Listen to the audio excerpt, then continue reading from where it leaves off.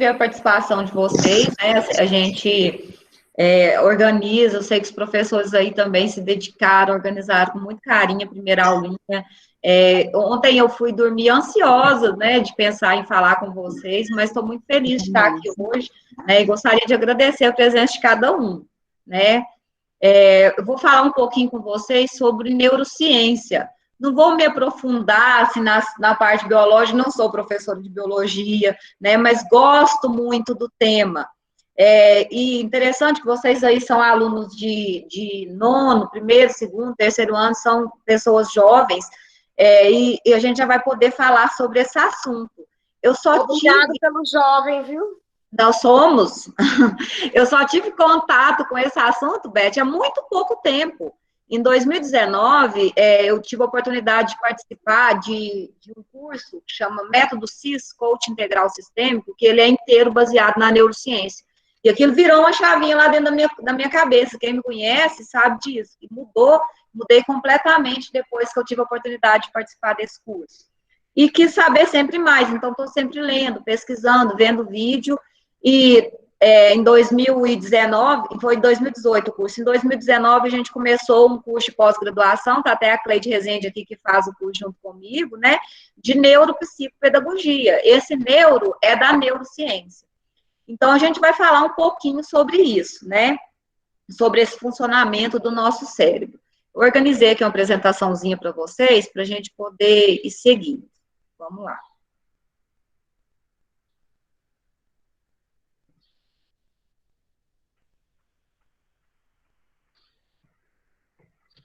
Então, a neurociência e a aprendizagem, né? Qual que é a ligação dessa ciência com o jeito que a gente aprende, como nós aprendemos, né? A neurociência, ela nos leva, assim, a aprender o funcionamento, a entender, a compreender o funcionamento do nosso cérebro, do nosso sistema nervoso. Então, ela consiste no estudo desse sistema nervoso, das suas funcionalidades, além das suas estruturas, como que ele está estruturado, os nossos processos de desenvolvimento e também alguma alteração que possa surgir no decorrer da nossa vida, lá no nosso cérebro. Tudo isso é estudado pela neurociência. É uma análise minuciosa sobre o que manda e o que desmanda na nossa vida. Então, ela é uma ciência assim, muito nova, que ainda está em desenvolvimento, não é uma ciência fechada, a cada dia são descobertas novas coisas sobre o nosso cérebro, que é essa máquina tão fantástica, né? Para a gente aprender as coisas, se desenvolver, aí até mesmo para o professor levar o aluno na construção do conhecimento, a desenvolver, né? É preciso, às vezes, mapear como o nosso cérebro aprende. Então, para vocês terem entender melhor sobre isso, imagina que você é um motorista, tem um carro e você dirige esse carro. Você sabe dirigir o carro, mas às vezes você não tem tanto conhecimento sobre o motor daquele carro, né? Quando você está fazendo a autoescola ali, a gente aprende um pouquinho sobre os sistemas que compõem o motor do carro, sistema de arrefecimento, sistema elétrico, né? Para quê? Porque você precisa conhecer o motor do seu carro. E quanto mais conhecimento você tem sobre aquilo ali, melhor motorista você vai ser. Por exemplo, pessoa que já tem um conhecimento maior, o carro fez um barulhinho diferente, ele fala, opa, tá acontecendo isso aqui. Né? O carro dá uma engasgada e fala, ó, é injeção. Por quê? Porque ele conhece aquele motor. E você, conhece o seu motor? O seu motor tão maravilhoso que é o seu cérebro? Até quando que você já conhece esse motor para você saber se ele está funcionando direitinho? O que é preciso fazer para melhorar? Se a gasolina que você está colocando nele aí está sendo suficiente, está sendo boa, não está entupindo os bicos, né? Então, é isso aí, é uma analogia só mesmo para você entender o tanto que é importante, às vezes, a gente conhecer o nosso cérebro através da neurociência para poder aprender melhor, desenvolver melhor, interagir melhor. Se está tudo funcionando certinho, beleza, né? Imagina, pessoal, se a gente mesmo, se os pais, se os professores, se eles pudessem, assim, compreender qual que é o método mais fácil que cada criança aprende, que cada estudante aprende, né? Tanto que seria mais, a gente ia conseguir otimizar o processo de aprendizado, né? Por exemplo, se eu soubesse aqui, estou vendo aqui a Rafaela, Vamos supor que a Rafaela, eu sei que ela, e ela também sabe que ela aprende mais ouvindo. Então, a aula para ela tem que ser mais de explanação, de explicação. Já, por exemplo, a Aline, a professora Aline, ela já gosta mais de pegar e fazer, ela compreende isso, então ela não vai ficar ali tanto tempo ouvindo, que para ela isso aí não vai funcionar. Então, quando a gente tem esse conhecimento sobre as funcionalidades do nosso cérebro e o que funciona melhor para cada um de nós, a gente consegue otimizar todo o processo. Por isso que é tão importante a gente pensar na neurociência a serviço da educação, né? Se a gente juntar neurociência e educação e pensar nesses processos de desenvolvimento, a gente vai sair muito melhor. A gente, como pessoas, os professores, a escola, a educação como um todo. Então, compreender como que funciona essa máquina maravilhosa que é o nosso cérebro é muito importante. E quando a gente adquire conhecimento sobre esse assunto, igual eu falei para vocês, quando você tem a oportunidade de começar a estudar sobre aquilo ali, você vai querendo sempre mais, e você vai sempre otimizando. Então, por exemplo, eu gosto de ler, mas se eu ficar 40 minutos lendo, a hora que eu chegar lá na frente, eu já não sei o que eu li mais, porque o meu visual não é tão aguçado assim. Né? Então, eu não vou ficar ali 40 minutos lendo, eu vou ficar 15, dar uma voltinha. Eu costumo falar muito para os meninos para usar um método que chama método Pomodoro, qualquer hora eu falo com vocês sobre isso, porque eu já tenho essa noção de como o meu cérebro funciona melhor, né? Entendendo como que esse cérebro funciona, o processo fica muito mais fácil. Isso, gente, esse funcionamento cerebral até agora que eu falei para vocês, eu falei da parte cognitiva, na parte de aprendizado, né? Que o nosso cérebro, ele é responsável por essa parte, mas não é só por essa. Ele é responsável por todo o nosso emocional, pelos nossos sentimentos, pelas nossas emoções. Tá tudo, aqui dentro da nossa cabeça. Né? Então, imagina que máquina mais fantástica que é essa, que além de controlar toda essa parte de desenvolvimento, de aprendizagem, ele também controla as nossas emoções. Por exemplo, vou falar aqui para vocês como professor. Aconteceu já há algum tempo atrás, de uma aluna, eu estou lá na frente, aluna pequena, né, explicando, falando, ela não tirava os olhos de mim, aí eu dava comando, os alunos começam a fazer, e ela lá parada. Aí eu falava assim, fulana, você escutou? Ela falou, escutei. Eu falei, então vamos fazer. Ela falou, fazer o quê? Ela me ouviu, mas ela não assimilou o que eu tinha falado, né? Enquanto eu não ia lá na carteira dela, pegava, mostrava no papel, fazia um exemplo, ela não conseguia fazer. Então, eu já percebi que naquele momento que tinha alguma dificuldade na parte auditiva dela.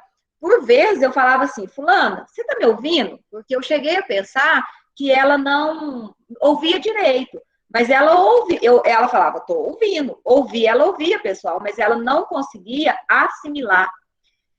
Então, eu já levei a conhecimento, falei, talvez ela tenha um problema no processo, no processamento auditivo, tem alguma coisa que não está comunicando, que está ouvindo, mas não está entendendo. Então, quando você tem o conhecimento um pouquinho de neurociência, de funcionamento cerebral, nessa parte cognitiva já faz essa diferença. E na parte emocional? Vamos falar nesse momento de pandemia, que a gente está todo mundo aí dentro de casa, que ninguém pode dar um abraço apertado no outro. Lá na escola, vira e mexe, a gente se abraçava, né? Quando você ganha um abraço, aquele abraço gostoso, apertado, automaticamente o seu cérebro, lá nas sinapses, eles geram um neurotransmissor, um hormônio chamado oxitocina. Essa oxitocina é o hormônio da felicidade, é o que te deixa feliz. Quem não fica feliz com um abraço? Não é verdade? Então, quando você sabe disso, às vezes, eu tô tão triste, me dá um abraço aqui, aquilo ali melhora na hora. Por quê? Porque tá liberando a oxitocina. Isso é muito interessante. Quando você já tem um conhecimento sobre isso, faz toda a diferença. E em países de primeiro mundo, pessoal, o estudo da neurociência ele é amplamente divulgado. Então, o Adalto está falando que na prática isso aí, né, Adalto? Deixa eu baixar mais som aqui. É amplamente divulgado esses estudos sobre a neurociência justamente por fazer tanta diferença na vida das pessoas, principalmente nessa interface com a educação. Mas hoje em dia a gente já fala até em neurotecnologia, para vocês terem uma noção de tanto que a neurociência está ligada a várias áreas do nosso dia a dia. Só porque a neurociência, ela é uma ciência muito jovem, muito nova, ela ainda está em evolução, não é uma ciência fechada, ela ainda está sendo construída. Para vocês terem uma ideia, lá em 384 a.C., Aristóteles, que é um grande filósofo, ou seja, o pessoal do ensino médio aí já deve ter estudado sobre ele, acreditava que as emoções, elas vinham do coração. Ele, até então, não tinha que a emoção era do cérebro, não. Ele acreditava que a emoção vinha do coração. No século XIX, que os cientistas começaram a descobrir que cada parte do cérebro é responsável por uma função. Em 1859, Charles Darwin, você já deve ter estudado aí na teoria da evolução das espécies, ele comparou vários encéfalos de vários animais e ele concluiu que o encéfalo ele foi se desenvolvendo de acordo com a necessidade, ele evoluiu, se adaptou de acordo com a necessidade. Tem até uma frase do Darwin que eu acho assim extremamente importante, que ele fala assim, que o vencedor não é o mais forte, é aquele que melhor se adapta. E é verdade, às vezes um animal lá muito forte e tudo, mas não se adaptou ao frio, acaba morrendo, e o mais fraco se adapta, sobrevive. E isso vale para a gente, no nosso dia a dia. A capacidade que o nosso cérebro tem de se adaptar é o que faz a diferença. Né? Então, isso aí, Darwin já vinha falando disso lá em 1859. Só no ano de 1900 que o neurônio ele foi reconhecido como uma unidade funcional do sistema nervoso, a célula do sistema nervoso. Então, assim, a história da neurociência ela ainda está em construção. Então, a gente pode ter um neurocientista saindo aqui da nossa escola, por que não é verdade? Então, falei tudo isso sobre a neurociência, sobre a construção da história dela, sobre a importância, mas o nosso cérebro, como que ele funciona? Alguém já pensou sobre isso? Aqui, ó, o tempo inteiro, gente. Enquanto você está dormindo, seu cérebro está funcionando. Se eu estou falando aqui, ele está a 1000 por hora. Por quê? Porque o cérebro, ele produz correntes elétricas. Lá dentro do nosso cérebro tem eletricidade. E essas correntes elétricas, esses impulsos elétricos, eles geram nossos sentimentos, nossos pensamentos, nossa capacidade de andar, de ouvir, de falar, né? Essas correntes, elas estão ali o tempo inteiro, desde o momento que o bebê está sendo formado, na gestação, até quando a gente morre, né? E essas correntes elétricas, elas têm origem no neurônio, que é a célula base do nosso sistema nervoso. Agora, uma pergunta, quem quiser abrir o microfone ou falar no chat, falar para mim quantos neurônios em média uma pessoa tem. Está valendo um bombom. Lá na outra aula, o aluno do 6º ano ganhou. Quantos neurônios em média? Você pode repetir, por favor? Como? Repetir? Repito. Quantos neurônios em média uma pessoa tem? Lá no encéfalo, quantos neurônios em média a gente tem? Vamos lá? Professores, pode chutar aí. A não ser os professores de biologia aí, né? Quantos, Yasmin? Júlio? Pode escrever no chat, quem não quiser falar. Ó, a Adalto tá falando bilhões. 56 bilhões. O povo consultando a internet. Isso mesmo. Pessoal, a Lívia foi a primeira a abrir e falar. A Rafaela falou bilhões, mas não falou quantos. Lívia ganhou um bombom. Em média, 86 bilhões de neurônios. Já pensou? É muito neurônio, né? Fazendo sinapse, corrente elétrica ali o tempo inteiro. Uma coisa que a gente pode aprender, que a gente fala muito cérebro, mas na verdade o cérebro, ele é só uma parte do encéfalo. O encéfalo é o todo, composto pelo cérebro, que são os hemisférios aqui, o cerebelo e o tronco encefálico. Então, o cérebro mesmo é só uma parte do nosso encéfalo. E as áreas do encéfalo, elas são responsáveis por várias funções do nosso dia a dia. Às vezes, a gente usa mais de uma área do encéfalo para fazer a mesma função. Por exemplo, você já pensou uma criança, quando está aprendendo a ler, são várias áreas do encéfalo dela que estão sendo ativadas ali para que ela consiga processar a leitura. Todos nós já passamos por isso. E isso é muito interessante. Outra coisa interessante do encéfalo é que ele tem uma funcionalidade muito boa, que chama neuroplasticidade. Alguém já ouviu falar da neuroplasticidade? A neuroplasticidade é a capacidade que o nosso sistema tem de aprender, de desenvolver, de moldar tanto a estrutura física dele quanto a funcionalidade. Então, por exemplo, quando você aprende alguma coisa nova, você cria novas sinapses. Então, é seu cérebro fazendo a neuroplasticidade. Quando você aprende, por exemplo, eu só sei fazer isso aqui desse jeito. Eu só sei escrever de letra cursiva, mas hoje eu vou escrever de letra de imprensa. Então, eu estou ativando uma nova neuroplasticidade no meu cérebro. Isso acontece também quando a gente tem uma lesão cerebral. Por exemplo, eu tenho um cunhado que ele sofreu um acidente de moto e ele perdeu a capacidade de sentir cheiro. Ele não sente cheiro mais, porque ele bateu com a cabeça de um lado, de um lóbulo do cérebro, e hoje em dia ele teve essa lesão e aqueles neurônios ali pararam de funcionar. Então, ele perdeu essa capacidade de neuroplasticidade nessa área do cérebro. E o mesmo pode acontecer, por exemplo, com a pessoa que sofre algum problema, uma lesão cerebral, e para de falar. Outra área do cérebro pode tomar conta daquilo ali e a pessoa conseguir voltar a falar, pela questão da neuroplasticidade. Né? Então, essa é uma parte assim, importantíssima, uma função importantíssima do nosso encéfalo. Curiosidade sobre a formação do cérebro, né? Da gravidez, a partir da terceira semana de gestação, o nenenzinho lá na barriga com 3 semanas, um grupo de células, ele começa já a se especializar formando o tubo neural. Então, com 3 semanas de gravidez, já está sendo formado ali o tubo neural do bebê. E o cérebro vai se desenvolvendo, vai se desenvolvendo. E agora, de novo, né? Vamos ver quem vai ganhar outro bombom. Até quantos anos, em média, o cérebro se desenvolve? Quem sabe? Até a criança? Até quantos anos, em média, o cérebro se desenvolve? Eu acho que é até os 14 anos. Até os 14, Silas? Vamos lá, mais. Que você perguntou? Até quantos anos, em média, o nosso cérebro se desenvolve? O Emerson falou 25 anos. 24. Acho que até os 20 anos. 20, quem mais? 24, 20, quem falou 25? A Yasmin? Rafaela. Eu. Rafaela falou 25 anos. É até, em média, os 25 anos, Silas, não é 14. Né? Então, a gente pensa ali, né? A criança, o bebê nasce, o cérebro vai desenvolvendo, né? Quando a criança nasce, ela não sabe andar, ela não sabe falar. Aqui, onde aquilo ali acontece, é porque houve essa neuroplasticidade, esse desenvolvimento do cérebro. Aprendeu a brincar, desenvolvimento do cérebro. Aprendeu a ler e escrever, interagir, tudo é desenvolvimento cerebral. Aí, o que acontece?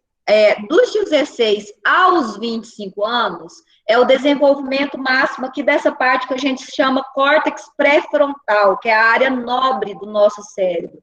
Ela é responsável pelas nossas funções executivas. Essas funções são funções assim de organização, de tomada de decisão, de planejamento, de responsabilidade, e elas estão em pleno desenvolvimento nessa época. Você já ouviu falar assim, por exemplo, não, fulano só tomou juízo depois que ele fez 25 anos, né? Outras, mas isso aí, eu falei para vocês. É o caso do Kev, Darlene. Então, tá vendo? Mas é em média, né? Tem gente que amadurece antes, que desenvolve antes, e tem gente que não desenvolve nunca, não é verdade? A gente não tem gente de 40, 50 anos que não tem um pingo de juízo. E é isso aí, é por conta desse desenvolvimento desse nosso córtex pré-frontal, dessas nossas funções executivas. Mas, dos 16 ao 25 é o desenvolvimento máximo delas, mas isso aí precisa ser desenvolvido desde criança, viu, Beth? Na hora que vir os netos aí, já vão pensar nesse sentido aí de ir modulando essas funções, ó. Por exemplo, são coisas que exigem planejamento. Arruma seu quarto, vamos fazer seu dever, como que você vai fazer para resolver essa situação? Então, você já vai indicando ali, ó, na infância, na adolescência, vocês que estão na adolescência, né, já podem ir modulando essas funções para amadurecer bem, não sofrer, certo? Então, é até os 25. Então, vamos lá, tem um videozinho, ele saiu sem áudio aqui, eu vou passar ele direto no YouTube para vocês, que vai falar um pouquinho sobre essa neuroplasticidade. Um minuto.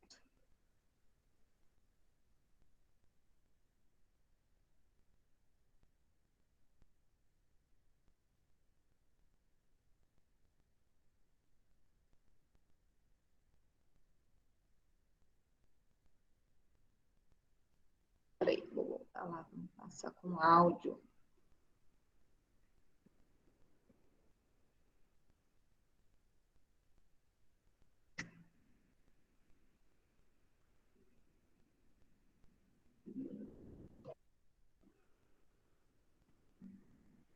Coisa melhor que viajar? Claro que sim! Viajar com até 50% de desconto. Nesse exato momento, várias correntes elétricas estão passando por dentro da sua cabeça. O simples fato de você estar ouvindo a minha voz e vendo esse vídeo gera uma tempestade de correntes elétricas no seu cérebro que resulta em pensamentos, emoções e consciência. Pode até parecer mágica, mas não é. O que temos dentro de nossas cabeças é um órgão de complexidade única no nosso planeta, que a partir do caos de milhares de correntes elétricas interagindo, produz nossa experiência de viver no mundo.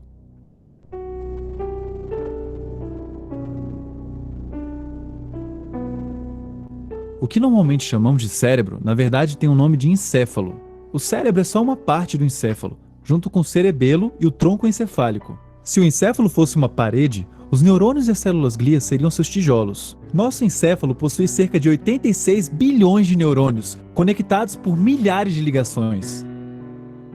Diferentes partes do encéfalo estão envolvidas em diferentes funções biológicas, cognitivas, sensoriais e motoras. Mas nem sempre temos uma área só envolvida, pois vários dos nossos feitos envolvem o funcionamento conjunto de várias partes do encéfalo ao mesmo tempo. Além disso, em caso de danos a uma área, outras áreas podem retomar parcial ou totalmente funções prejudicadas. Diferente do que se diz por aí, nós não usamos só 10% do nosso cérebro. Nós usamos ele todo, quase o tempo todo. As nossas funções psicológicas estão interligadas de uma maneira muito complexa com o tecido neural. Um exemplo que ilustra isso de maneira drástica foi o caso de Phineas Gage. Gage era um americano comum que trabalhava como operário na construção de ferrovias. Durante a explosão de um rochedo, Gage sofreu um acidente grave, no qual uma barra de metal perfurou profundamente a sua cabeça, danificando principalmente o lobo frontal do seu cérebro. Apesar disso, Gage sobreviveu ao acidente, mas algo havia mudado nele. Aquele homem que era considerado competente, equilibrado e cooperativo pelos colegas, se comportava agora de maneira agressiva, rude e impaciente. Os colegas de Gage disseram que ele não era mais o mesmo. A lesão neural resultou em uma mudança duradoura na sua própria personalidade. Outro caso impressionante de como lesões cerebrais podem mudar a mente e o comportamento das pessoas foi o caso de um professor americano. Ele passou a exibir inesperadamente uma obsessão por sexo e também tendências à pedofilia, apesar de nunca ter exibido qualquer tendência semelhante antes. Depois de ser preso por crimes que cometeu, passar por diferentes tratamentos e começar a reclamar de uma dor de cabeça, foi descoberto que o professor havia desenvolvido um tumor do tamanho de um ovo de galinha, em uma região do cérebro responsável pelo autocontrole e julgamento moral. Após a retirada do tumor, o professor apresentou uma normalização no seu comportamento sexual. Porém, alguns meses depois, ele voltou a exibir os mesmos padrões anteriores de pensamento e comportamento sexual exacerbado. E adivinhem só, lá estava outro tumor na mesma região cerebral. Após a nova retirada do tumor, o comportamento do professor se normalizou. Ainda mais chocante do que pensar que existem diversas correntes elétricas percorrendo seu encéfalo o tempo todo, mesmo enquanto você está dormindo, é pensar que mudanças na estrutura do encéfalo podem mudar radicalmente aquilo que normalmente consideramos parte das nossas essências, como nossa personalidade e condutas morais. Esse é o seu cérebro. Curta e Gente, muito doido, né? Mas é verdade. Isso aí, os dois casos são reais, né? Lembra que eu falei aqui do lobo pré-frontal, né? O Phineas Gage, esse operário, ele teve essa barra, ela afetou, ela teve essa lesão cerebral nessa área, e ele mudou completamente de comportamento, né? E esse professor, imagina, com um tumor do tamanho de um ovo afetando todo o cérebro dele, afetou completamente a maneira dele agir, né? Ele foi, inclusive, preso, né? E era uma questão de saúde mesmo, né? Desse tumor. Mas isso aí mostra bem a questão da neuroplasticidade, né? Que como que ela funciona no nosso cérebro. Vou voltar aqui para a apresentação.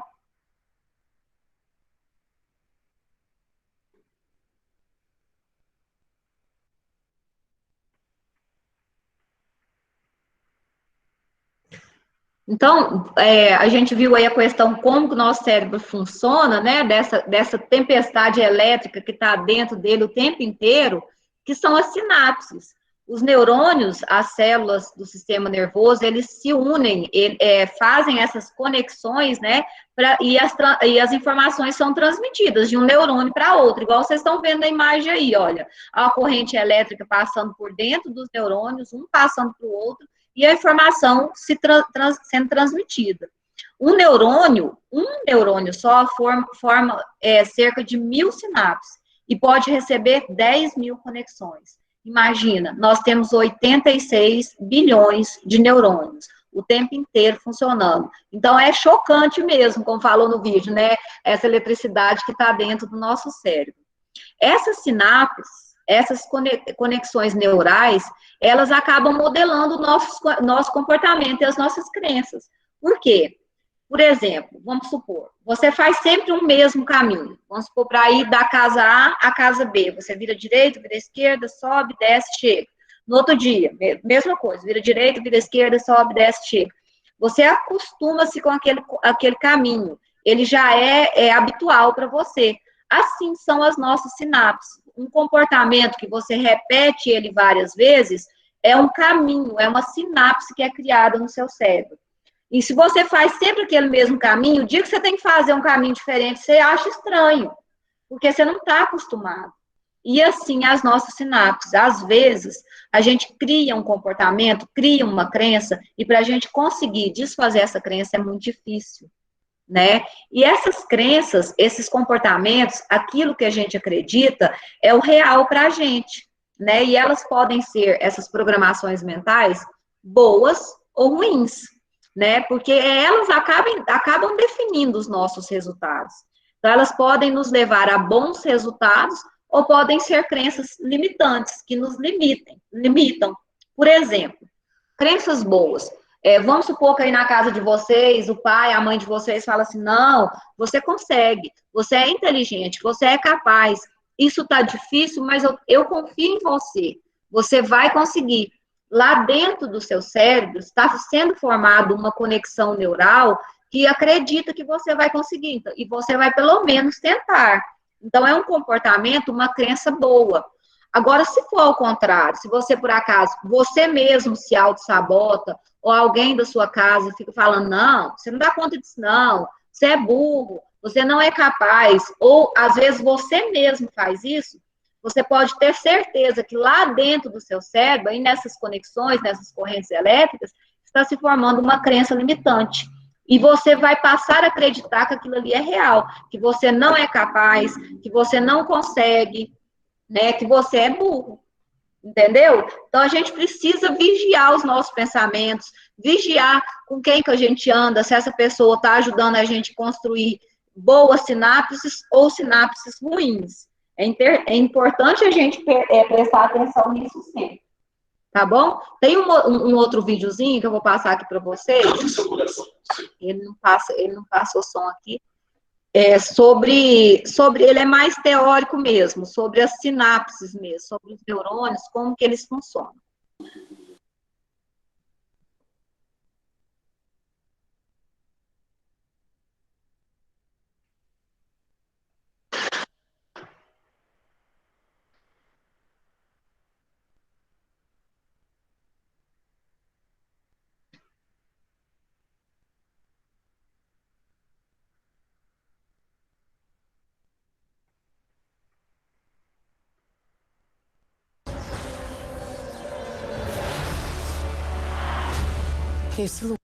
Tanto o seu coração quanto o seu cérebro é composto de células, assim como qualquer outro órgão. Mas as células que compõem o seu sistema nervoso são especiais, e é a partir do funcionamento extremamente complexo dessas células que surge a percepção que temos do mundo, as emoções e a consciência.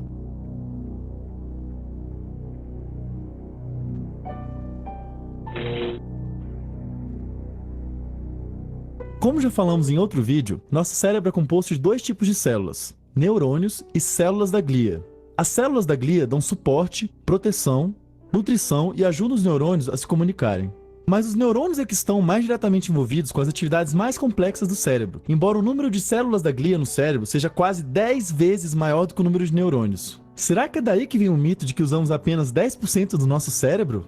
Um neurônio é composto pelo corpo celular, conhecido como soma, o axônio e os dendritos. O axônio é um prolongamento do corpo celular especializado em transferir informações pelo sistema nervoso. Eles podem variar de milímetros de altura até 1 metro. No final de um axônio, existe o que chamamos de terminal axonal, e é nessa região que o axônio se conecta com o corpo celular ou os dendritos de outro neurônio para transmitir informações. Dendritos são prolongamentos que se estendem a partir do corpo celular e recebem sinais de outros neurônios. Chamamos de sinapse o ponto de contato entre dois neurônios, e ela é composta de um lado pré-sináptico, que é de onde o sinal está sendo enviado, e um lado pós-sináptico, que é onde o sinal está sendo recebido. A transmissão sináptica é a transferência de informação de um neurônio para outro. Esse é um dos processos mais básicos que ocorre no cérebro. Ele acontece mais ou menos da seguinte maneira. Quando o impulso elétrico passando por um neurônio chega ao final do axônio, são liberadas substâncias químicas conhecidas como neurotransmissores, e elas então são detectadas pelo dendrito ou corpo celular que se encontra do outro lado da sinapse. A partir da detecção desses neurotransmissores, é gerado no dendrito ou corpo celular que está recebendo a informação um impulso elétrico que percorre o neurônio e então o processo se repete.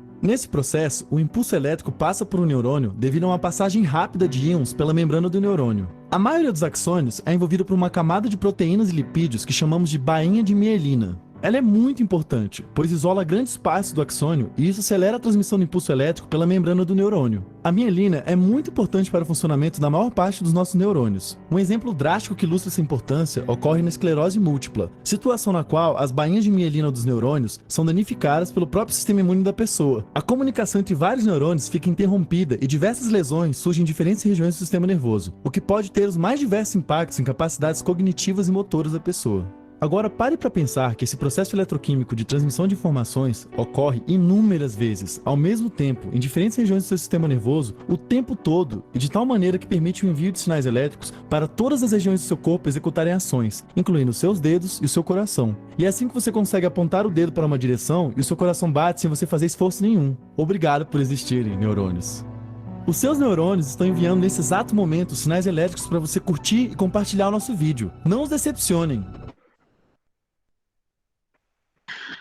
Então, pessoal, eu acho interessante nesse vídeo, principalmente a hora que mostra ali a parte da sinapse mesmo, né? Do neurônio transmitindo a informação e junto com ela, né, os neurotransmissores, né? Um processo químico mesmo. É o que eu falei para vocês da questão dos comportamentos. Quando a gente tem essas crenças ruins, esses neurotransmissores, eles têm neurotransmissores também que deixam a gente triste, depressivo. A falta da captação na sinapse deles acaba fazendo isso com a gente. Né? Então, é muito importante a gente pensar como que a gente está vivendo, pensando, né?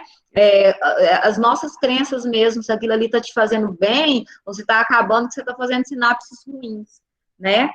Então, vamos lá, eu vou voltar aqui para a apresentação.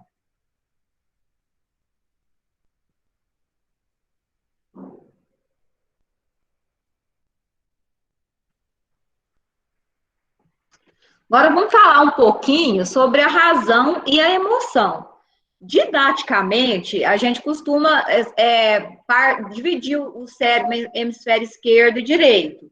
E a gente fala que o hemisfério esquerdo ele é mais racional e o direito mais emocional. Na verdade, não é que só um lado é racional ou só o outro é emocional, não. Certas áreas de cada lado são responsáveis por essas funções. Então, didaticamente, fala-se assim, né, do hemisfério esquerdo e do hemisfério direito. Mas não necessariamente, né, biologicamente, é desse jeito, não. Mas é só para vocês entenderem que, às vezes, quem tem o lado esquerdo do cérebro mais predominante é mais racional, controla mais os pensamentos lógicos, analisa melhor, né, realiza funções mais físicas. Já o lado direito, a pessoa que tem esse lado predominante é mais intuitiva, é mais emocional, controla mais os pensamentos e a criatividade. Eu vou enviar para vocês, aqui no chat, um quiz, para você poder saber se você é mais emocional ou mais racional. Se a sua tomada de decisão é mais emocional ou mais racional. Está enviando agora. Vou enviar nos grupos também.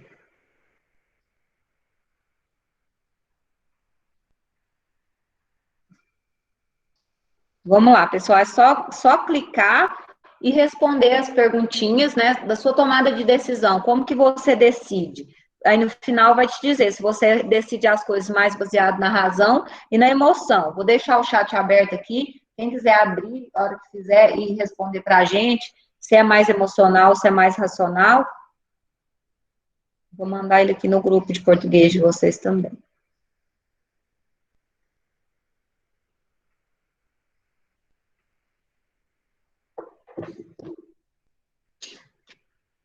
Geralmente, quem tem o lado esquerdo predominante é mais racional e é melhor em áreas de ciências exatas, nas matemáticas, engenharia, nas tecnologias.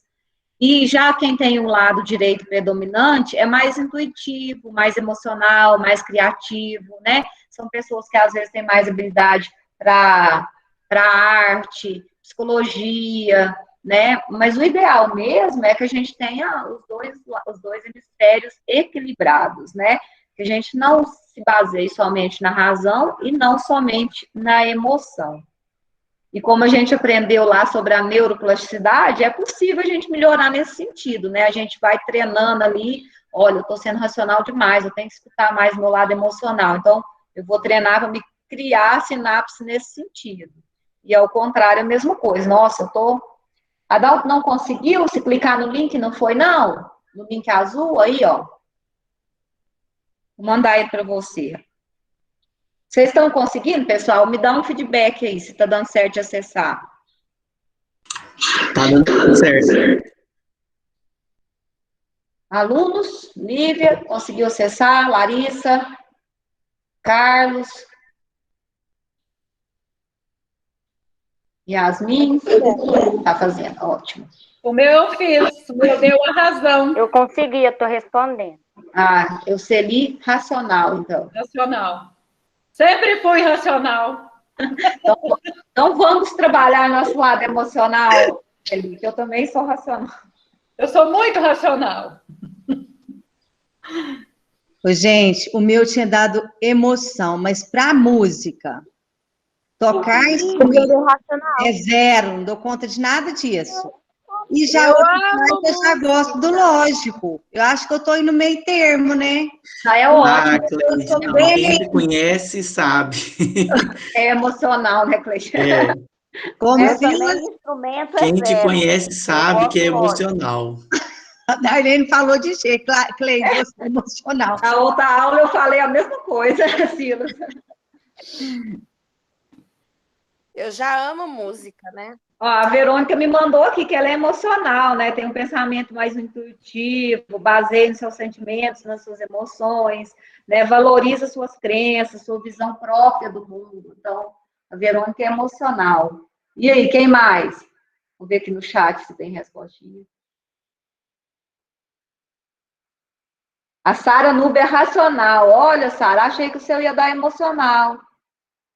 Ô, Beth, é acessar o quiz. Vou te mandar. Mandei aí no grupo de português do WhatsApp. Um quiz para saber se você toma suas decisões mais baseadas no emocional ou no racional. Vamos ver, estou recebendo mais aqui, ó. A Annelise já é racional, o hemisfério esquerdo já é mais racional. Rafaela é emocional. Ó, que legal, Rafaela.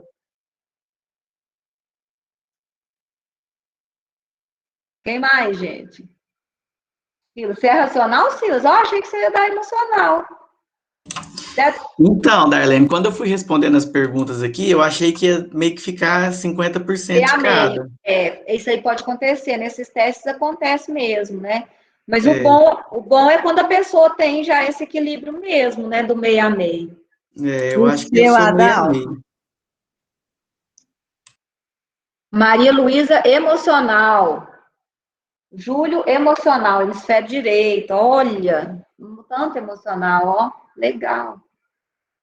Luiz Eduardo, emocional. Sabrina, racional. Brechinha emocional também. Emocional. Brechinha emocional. Conheço a Brechinha. Adalto, emoção pura. Gente, eu acho... Adalto emocional.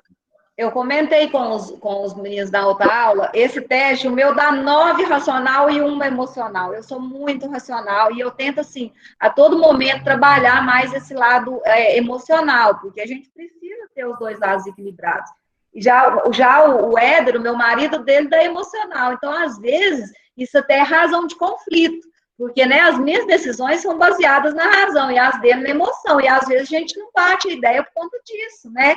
Então, quando a gente tem conhecimento disso, melhora até nos relacionamentos. Na outra aula, teve aluno que mandou a mãe fazer. Aí do aluno deu emocional e da mãe racional. Eu falei, tá vendo? Por isso que às vezes vocês têm conflito, né? Então, quando a gente tem esse conhecimento, melhora até nas relações, né? Isso aí é muito interessante. Então, Aline, é como nós duas, né? Quando a gente vai discutir alguma coisa, né? A gente fica meio assim, a da Helene por racional e eu pelo emocional, e fica até chegar na conclusão, né, da Helene? Mas acaba balanceando, mas né? Dá certo. Acaba balanceando justamente Isso por mesmo. isso. É verdade.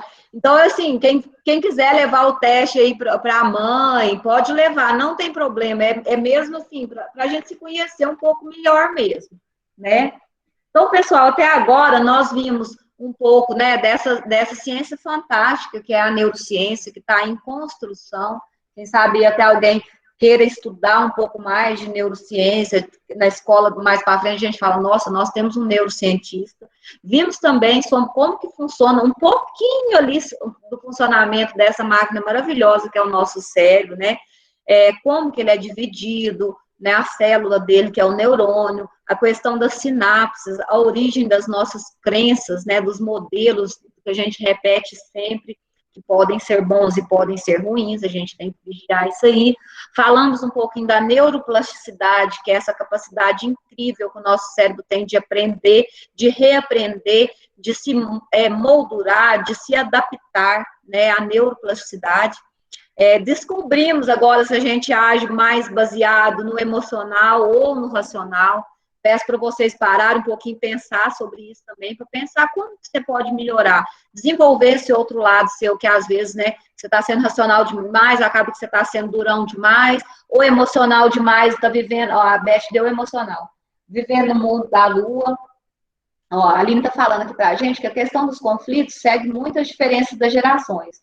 O estudo das gerações é interessantíssimo, verdade, né, Aline? Às vezes o que para a gente foi prioridade, né, para essa geração agora não é mais, né? Então é importante ver isso também, né? Acaba conflituando também, né? Então a gente viu isso para poder desenvolver esse outro lado da gente que às vezes não está tão desenvolvido. Mas e aprender, gente? Afinal, como que a gente aprende? A aprendizagem é a forma que as pessoas, que os seres adquirem novos conhecimentos, desenvolvem novas competências, se tornam competentes em alguma coisa. E a aprendizagem, ela transforma o nosso conhecimento.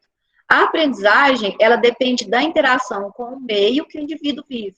Então, aprender sozinho é muito difícil. Para você aprender, na realidade, você tem que interagir. E a gente aprende através dos estímulos multissensoriais, ou seja, por meio dos vários sentidos. Então, para aprender, é preciso que a gente tenha um estímulo sensorial. Nosso encéfalo está aqui. Ele está prontinho aqui, ó, corrente elétrica a 1000 por hora o tempo inteiro. Mas para a informação chegar até ele, a gente precisa dos nossos sentidos, da nossa caixa de entrada, que é a nossa visão, nossa audição, nosso tato, nosso paladar. Então, através dos sentidos, nós levamos a informação para o nosso cérebro. E quando essa informação gera mudanças, geram novas sinapses, uma neuroplasticidade, é porque a gente aprendeu. Se não gerou informação, não é aprendizagem, é só informação. Para ser aprendizagem, para a gente aprender, tem que gerar uma mudança no nosso cérebro. Então, a gente considera, assim, como que a gente aprende? Primeiro, através dos sentidos e do meio que a gente vive. Porque também sozinho, a gente não aprende. Tem até uma história, eu esqueci como que é o nome, é real. Ele é um homem que ficou trancado num quarto a vida inteira, era só deixada comida para ele lá, ele não aprendeu nem a andar, porque ele não tinha interação com outras pessoas, né? eu vou lembrar o nome e falo para vocês. Então, a gente precisa dessa interação com o outro e dos nossos sentidos. Aí, a questão dos sentidos, cada um usa mais um sentido. Por exemplo, tem gente que aprende melhor ouvindo, tem gente que precisa ver, tem gente que precisa ver e ouvir ao mesmo tempo. Tem gente que precisa da parte motora, eu preciso pegar, eu preciso fazer, eu preciso gesticular, eu preciso caminhar, né? E hoje em dia a gente já tem até o conhecimento digital, que são as pessoas mais questionadoras, que têm que entender a lógica das coisas. Tem um estudo que é chamado de pirâmide do conhecimento. Ela fala o seguinte, que quando, geralmente, as pessoas, quando ouvem, retêm 5% da informação. Quando leem, elas guardam 10% daquilo ali. Quando elas assistem um vídeo, que aí elas estão ouvindo, vendo, lendo, elas retêm 20%. Quando elas assistem uma demonstração, a pessoa fazendo aquilo ali, elas retêm 30%. Quando elas discutem em grupo, por exemplo, quando vocês abrem aí o microfone, fala, discute sobre aquilo ali, a gente retém 50%. Quando a gente pratica atividade mesmo, fala assim, nós vamos fazer isso aqui, faz para mim. Você guarda 75%. E quando você ensina a outra pessoa, você retém 90% da informação. Então, o professor, gente, está aprendendo o tempo inteiro, porque quando ele está ali ensinando, ele está guardando para ele também. E vocês, por exemplo, quem tiver a oportunidade aí de ajudar um colega, pode ter certeza que naquela ajuda ali, você está aprendendo muito mais do que o colega que você está ensinando. Então, como a gente tem pessoas que aprendem mais ouvindo, outras vendo, eu fiz outro teste aqui para vocês descobrirem se vocês são mais auditivos, visuais, sinestésicos ou digitais. Vou enviar ele aí no chat, no grupo também. Darlene, Oi?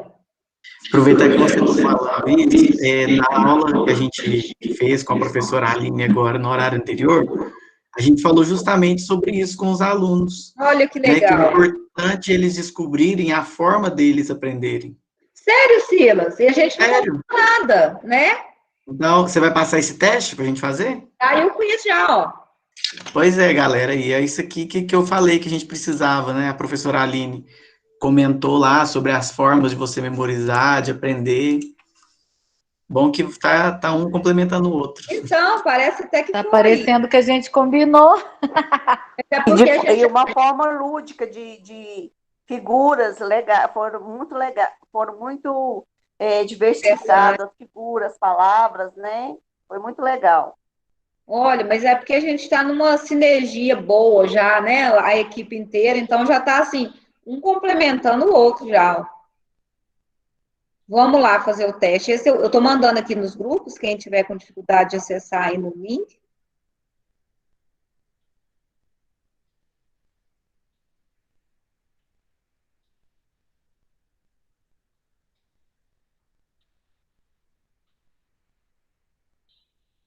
Esse eu costumo até ler, são só 5 perguntinhas, mas tem umas que são mais difíceis de compreender, aí eu costumo até ler aqui junto, ó. Você vai marcar o que melhor te representa. Eu tomo decisões importantes baseadas em quê? Quando eu tenho que tomar uma decisão, eu escuto a minha intuição, aquilo ali que eu acredito, o que me soa melhor, o que falando para mim eu acho que me parece melhor. O que me parece melhor, o que eu vejo que é melhor. Ou eu tomo essas decisões através de um estudo minucioso sobre o assunto. Eu vou procurar saber informações para eu decidir sobre aquilo. A número 2. Durante uma discussão, eu sou influenciado. O que te influencia quando você está discutindo um assunto com outra pessoa? O tom da voz da outra pessoa?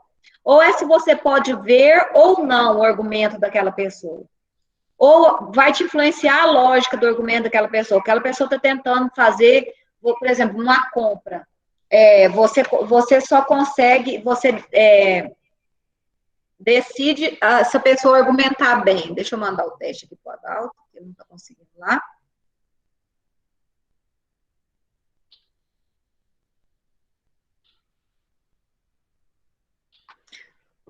Ou você decide se você entra em contato ou não com os sentimentos reais do outro. Aquela pessoa te toca através dos sentimentos dela. A 3. eu comunico mais facilmente o que se passa comigo. Como que você consegue se comunicar melhor com o outro? No modo que você se veste, você aparenta? Ou é pelos sentimentos que você compartilha com o outro?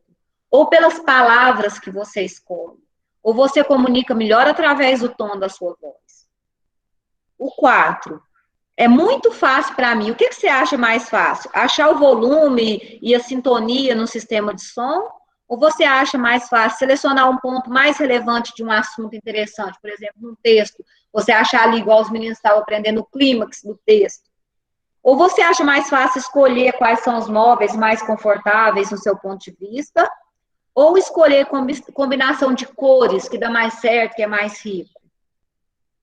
E o 5, eu me percebo assim. Como que você se percebe?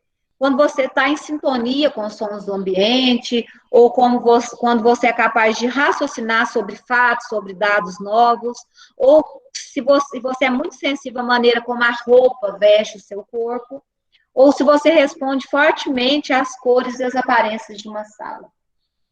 Olha, nós já temos alunos aqui que são visuais, auditivo. A Rafaela é visual, o Luiz Eduardo é auditivo, a Sara auditiva, a Sabrina sinestésica, Larissa digital. Olha, saiu os 4 tipos já. Eu sou sinestésica. Eu até um tempo atrás eu era sinestésica, eu não sou mais, mudei. As minhas sinapses mudaram. Vamos esperar mais, que aí eu vou falar um pouquinho sobre cada um com vocês. Quem mais? Euceli sinestésica. Quem mais, pessoal?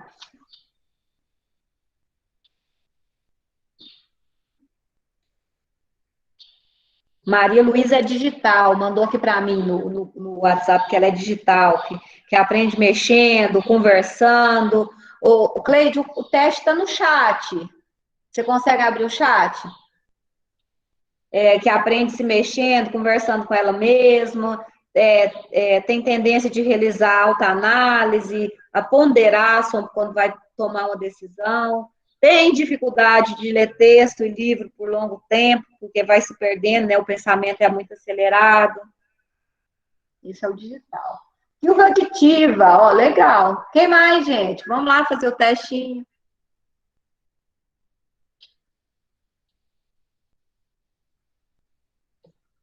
A Helene, eu deu sinestésica. Sinestésica?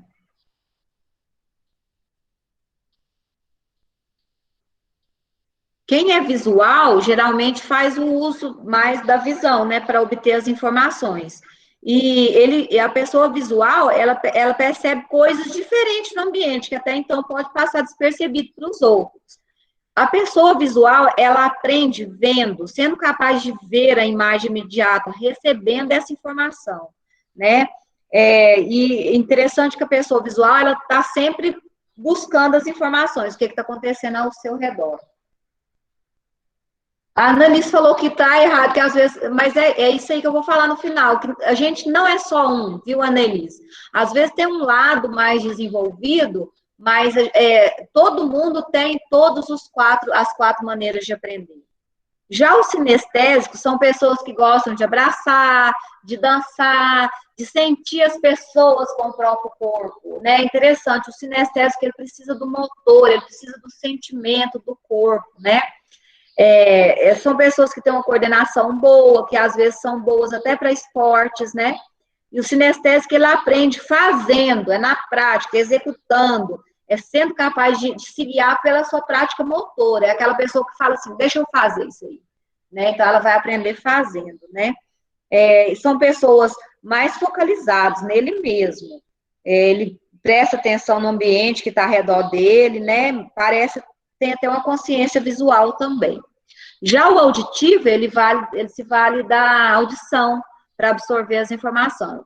Ele gosta de ouvir as pessoas. E ele aprende ouvindo, sendo capaz de montar uma historinha. Então, o auditivo, eu estou falando com você, a cabeça dele ele vai montando essa historinha lá dentro, né? Com as informações que ele vai recebendo.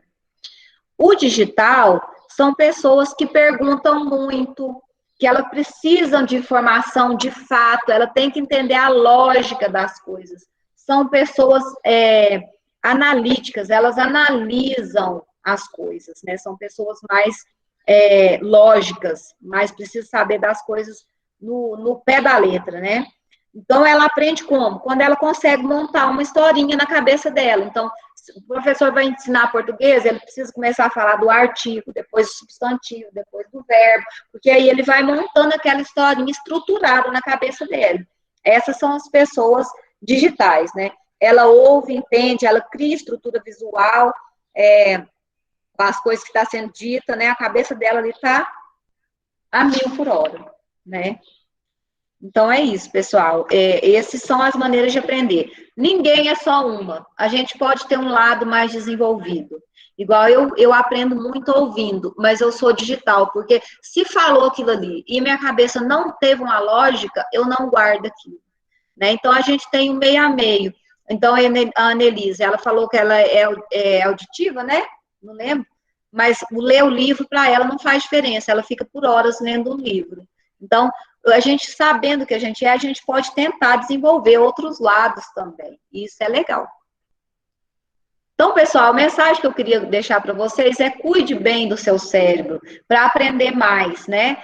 Antes a gente falava de uma tríade para cuidar bem do cérebro, mas na verdade hoje são 4 elementos e o Adalto fala disso sempre para a gente.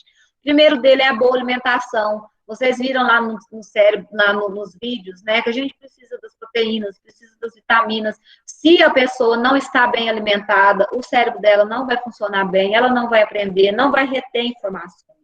Você já tentou estudar com fome? É horrível. Você não aprende nada, né? Então, a alimentação é um dos pilares.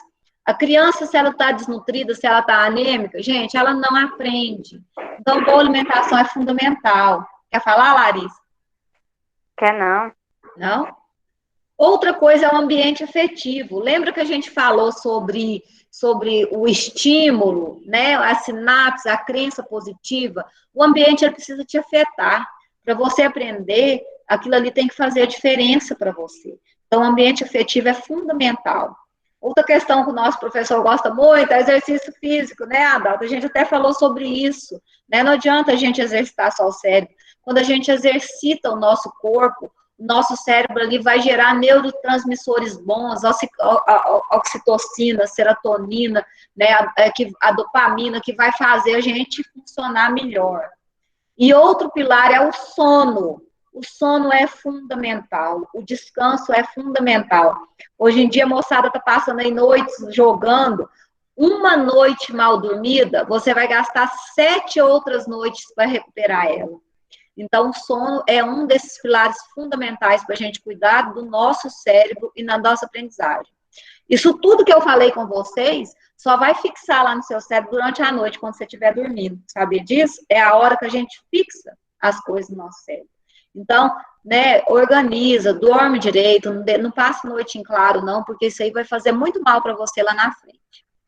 Espero que vocês tenham gostado. O recado que eu tinha que dar para vocês era esse, né? É só uma pontinha ali da neurociência, mas que vocês tenham, assim, curiosidade para aprender mais, né? Que é um tema bastante importante. Gostaria de agradecer a todos que participaram aí, pessoal. Muito obrigada, viu? Eu quero agradecer a todos pela participação e a você, Darlene, pela excelente explicação sobre a neurociência e como aprendemos. Obrigada. Excelente. Eu acho que para todos nós, né, gente? E um abraço a cada um de vocês, uma boa semana, né? Um bom final de semana. Isso. Eu estou até esquecendo que hoje é sábado. É sábado. Bom dia a Um todos. bom final de semana e bom descanso. Bom dia, pessoal. Muito obrigada. Beijo. Tchau, gente. Tchau. Tchau. Bom dia, tchau. Tchau, obrigada, Aline.